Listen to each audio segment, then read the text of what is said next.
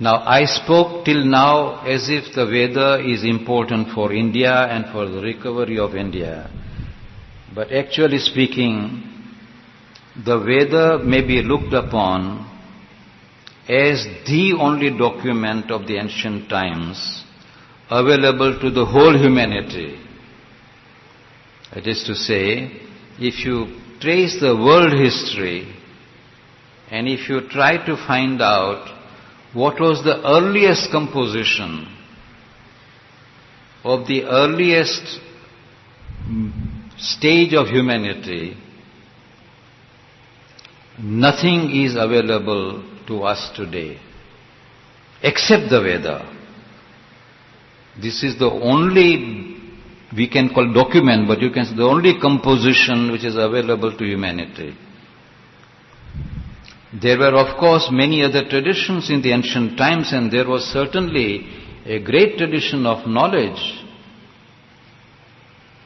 There were traditions which we find in ancient Chaldea, in ancient Persia, in Egypt, in Greece. But all these traditions have been lost. There is hardly anything available in the form of any text. There are ideas, there are mythologies, but as far as the texts are concerned, even the Greek mythology which is available is a later statement of the earlier Eleusinian tradition and the secret knowledge which is lost.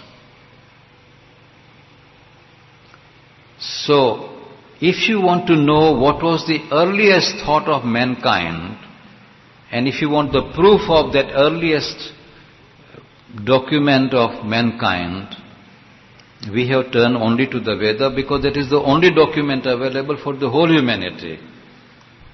So if you want to reconstruct even the human history and the thought of human history, all the nations have to turn to the Veda to give the description of the earliest thoughts of mankind, for which we have proof.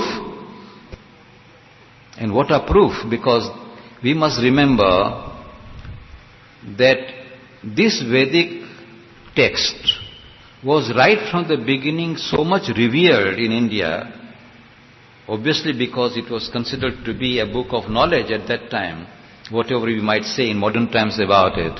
But it was known to the Vedic seers that they contained supreme secret knowledge.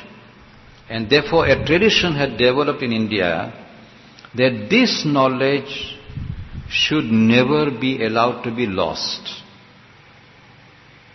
And a system was evolved in India so that one section of people of India had the obligation to memorize either all the four Vedas or at least one Veda.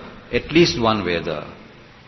This has been the tradition. And memorizing not in a haphazard manner, but a very special system was evolved of memorizing, of singing, of chanting the mantras, of the hymns, where every syllable was measured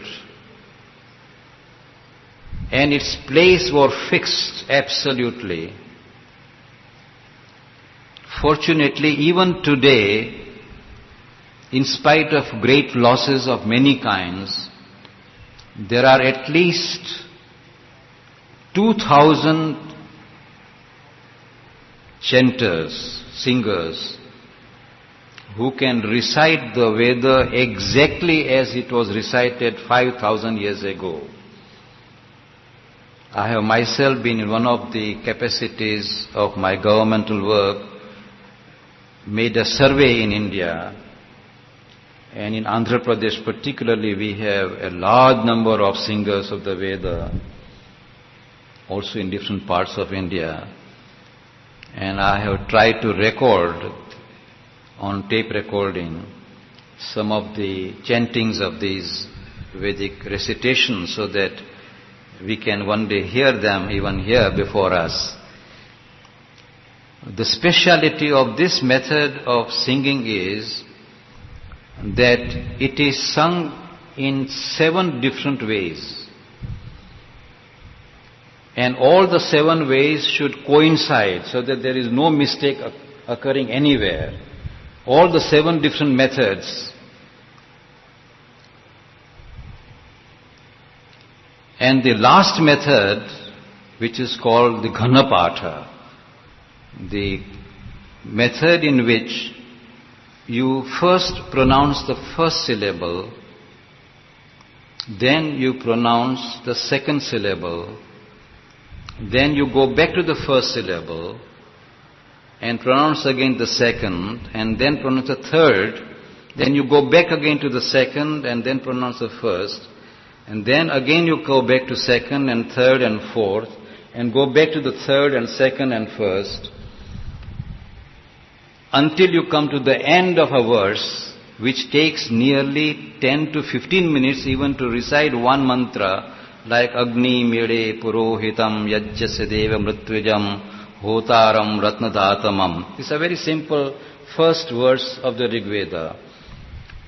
This recitation in this Ghanapatha takes at least 15 minutes because of this method. And it is chanted, it is not only recited in like a prose, it is chanted.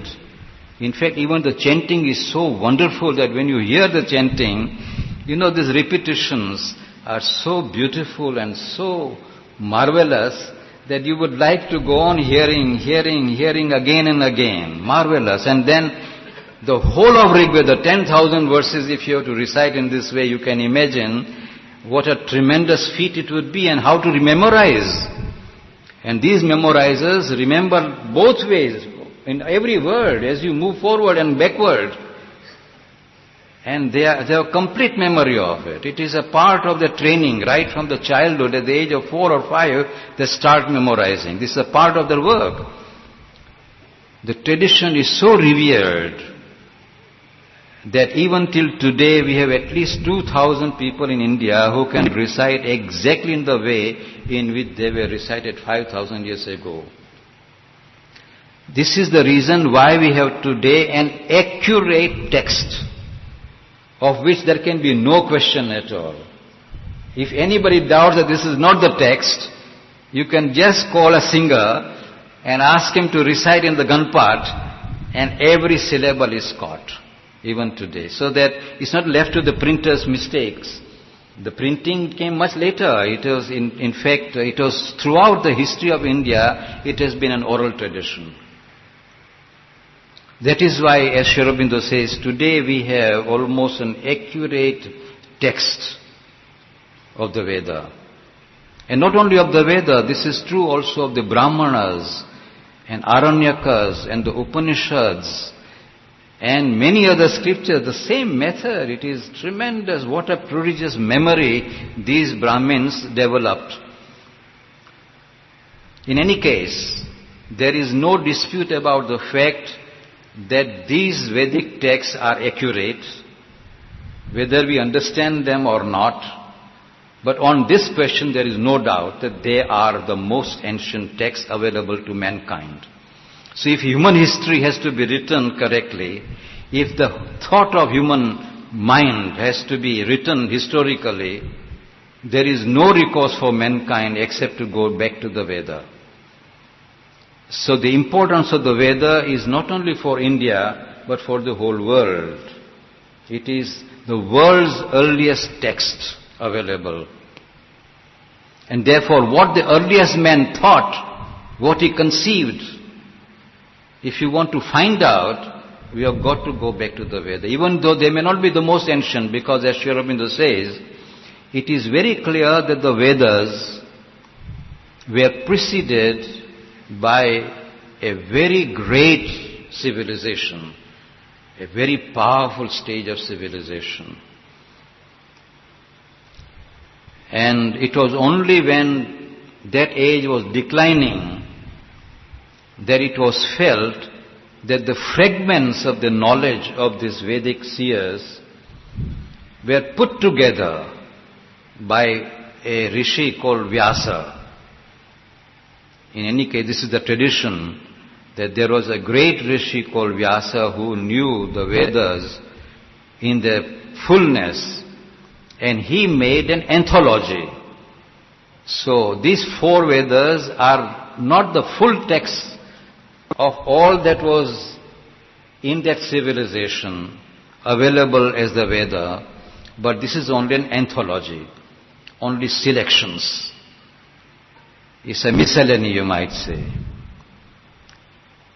This is what we call Veda is therefore an imperfect statement of what was at that time developed in that ancient time. So what must have been the civilization at that time can only be imagined when we first understand the light that Sri Aurobindo has shed upon these texts, and secondly when we understand the poetic brilliance. One of the marks whether the poetry is barbaric or naive or primitive or very developed can be seen by the metrical perfection. Metrical perfection.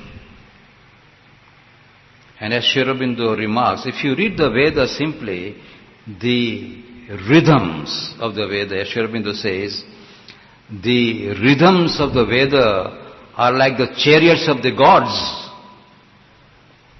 And they have perfect symmetrical form. Perfect.